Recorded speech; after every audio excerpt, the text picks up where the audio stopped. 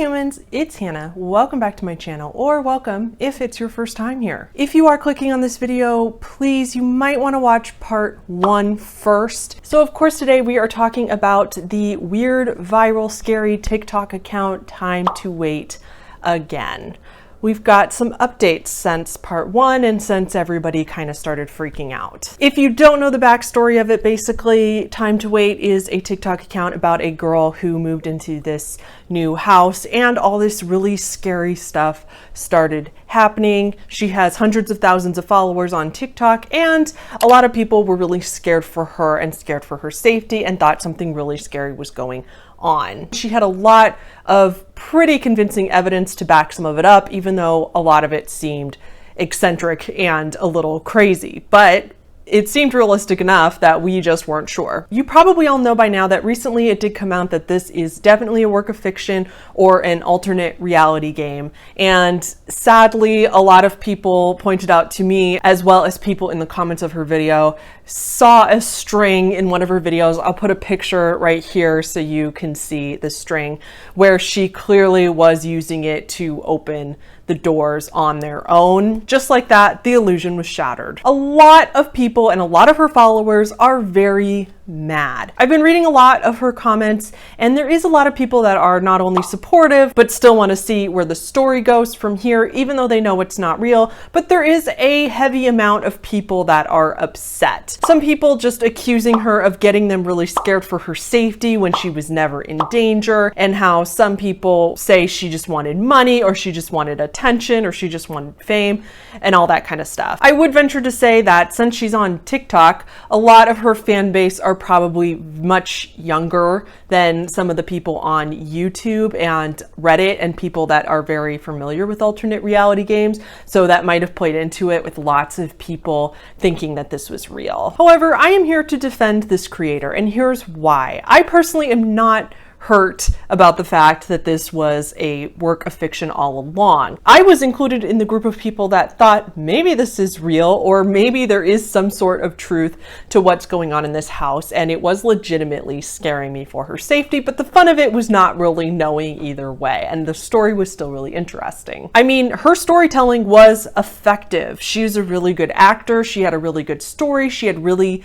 elaborate details and convincing things that went along with it that made us kind of wonder. She was overall doing a really great job. Second of all, since this is an alternate reality game, or ARG, we know that the unspoken rule of the ARG community is that people making the ARGs never, ever say that it's an ARG. They never say that. That's kind of the first rule of making an ARG, is that it's as realistic as possible, in the sense that you never say that this is another world or that this is a work of unfiction. This is part of the fun, so that the audience can get super immersed into this world and the story that the creator is telling. So with that logic, it is not surprising at all that she wouldn't just come out and say, you guys, this is fake.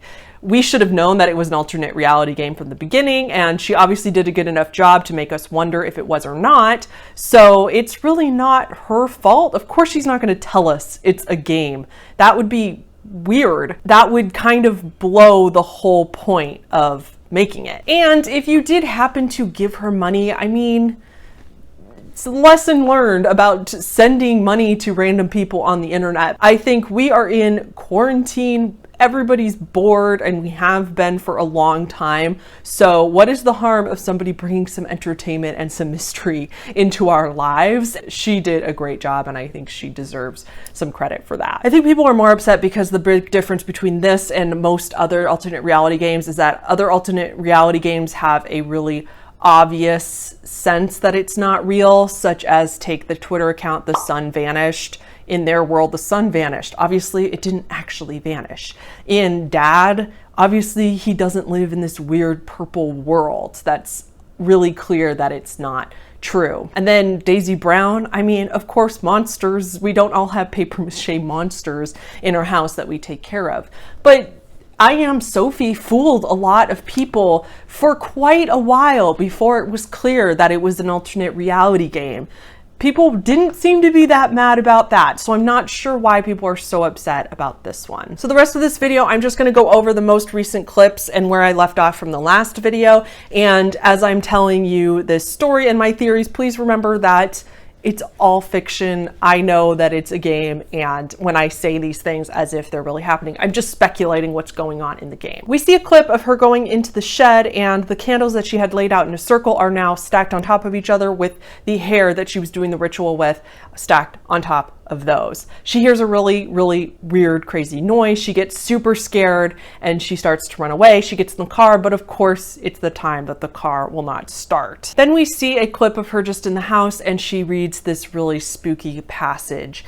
And that's not the most interesting part of this clip to me. The most interesting part is that she shows a string of a balloon that is laying across the floor, and she even purposely puts it over the blue rug that we all saw the original string on. And to me, it kind of makes it feel like she's trying to explain the string away in order to kind of bring it back to the story, and so people are not focused so much on the string, and it kind of seems like she's really subtly explaining it. We see a silent clip of her driving, and then it just has some text on it that says, Daniel, who used to live at the house and was roommates with the mysterious Eli, had found one of Eli's phone, and it had just stopped working, though the memory cards are intact. The next one is her going through the memory cards and showing some of the footage that Eli had taken, and she said that she is pretty sure some of it was taken after she moved in, so Eli might still be on the property. This footage that she found on Eli's phone is very similar to her footage in the way that he's going around at night with the flashlight and just taking a look at random things around the house. To me, this says that maybe the same thing happened to Eli when he lived there, that this demon or whatever is possessing this house decided to possess him, and he kind of went crazy. Then there's some more footage of just her driving, and she talks about how they found Eli in the shed. Eli's mom came and picked him up, but apparently in the middle of the night, Eli would still leave his mom's house and come back to the shed. She said that he's on a lot of medication and is barely even coherent. In the comments, then she also specifies that Eli has actually been institutionalized for at least a month and has only been out in the past week. So it's extra creepy that he was in the shed and seems to have been in and out of the shed this whole time. So then the most recent footage that she posted about 6 days ago when I'm filming this is some dark nighttime footage of her security camera in the front yard that she says the cops had looked through all her security footage and found this and sent it to her. It looks like a woman to me, and she's in the front yard and she's leaning down, acting really, really strange. It looks like she's eating something out of the grass, and then she kind of gets up and down and just is acting very strange and seemingly possessed. She says that it can't be Eli because he was in the hospital at this time, supposedly, but it doesn't look like a male to me anyway. She says that she was in bed. She's sure she was in bed because she had to work early the next day, and that this cannot possibly be her. And you can't really tell the identity of the person in this video, but of course we are assuming that it is her and that she is possessed, and this is another part of her memory loss where she was doing this and acting really strange and then didn't remember it because of this demon. That last video was 6 days ago, and she has not posted since, and she hasn't posted on her YouTube account, and now I'm really sad. I'm really afraid that all this hate that she's been getting for finding out that this was a work of fiction is gonna make her not want to post anymore, and I really hope she does, because I really want to know how the story turns out still. I want to know what happens, and I just hope that she doesn't let the hate get to her and that she still lets us know what happens in the end, because this has still been very entertaining. Hey guys, interrupting the video for just a moment. So as you probably know from what I just said in the video, obviously she did post more videos since I filmed that. First of all, I'm really happy that she is still deciding to continue with this, even though she's getting a ton of hate for it, but I am glad that she's sticking to her guns and continuing with her ARG.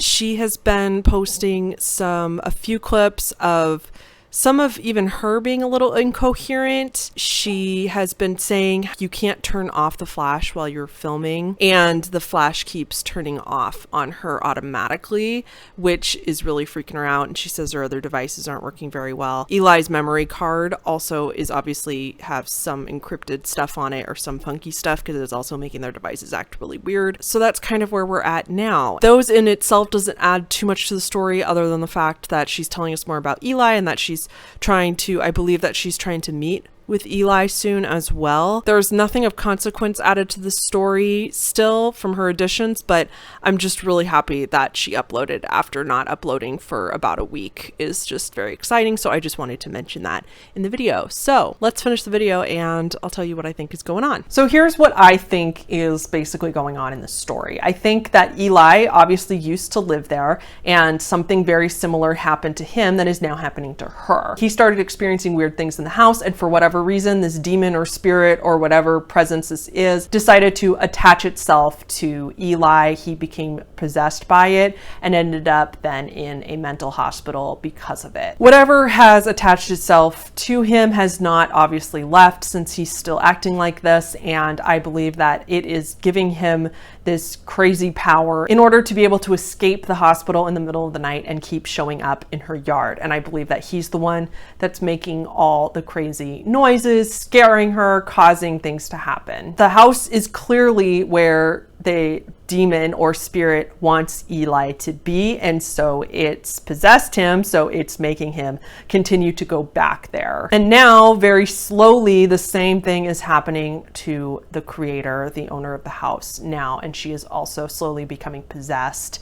And then in between that, she's being haunted by this spirit and possibly by Eli. And we see this through her memory loss, the front yard possession, and just all the other weird stuff happening. And it's extra scary because she feels like that's happening to her, but then she keeps finding all these new things. So she is rightfully terrified. So that's my update. That's kind of where we are now. Please let me know in the comments below what you think. If you have a theory of your own, please share it with me. I can also do a part 3 of this if the story does keep going and you guys are interested in me making that. I can definitely do that as well, but we don't know. This might be kind of where this saga ends. Please hit that subscribe button down below if you want more videos on creepy and disturbing things. Also give this video a like if you enjoyed it, and I will see you guys next time.